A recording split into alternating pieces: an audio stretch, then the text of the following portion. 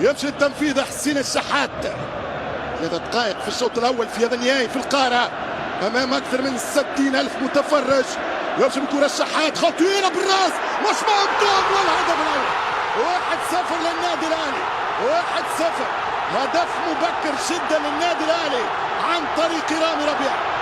دخله قويه جدا من اول كوره، هدف كان ممكن تفاديه، خطا فادح في عمق الدفاع وكوره تغير مسار النهائي. من اول كوره، من اول محاوله، من اول وصول النادي الاهلي بالركنيه الاولى يفتح بوابه التسجيل.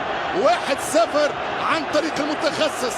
كنا ننبه دائما لخطوره رامي ربيعه ومحمد عبد المنعم.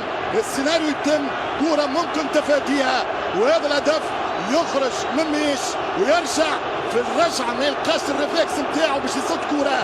خطا واضح في الدفاع من السيب، ضربت في رجلي اولو وكره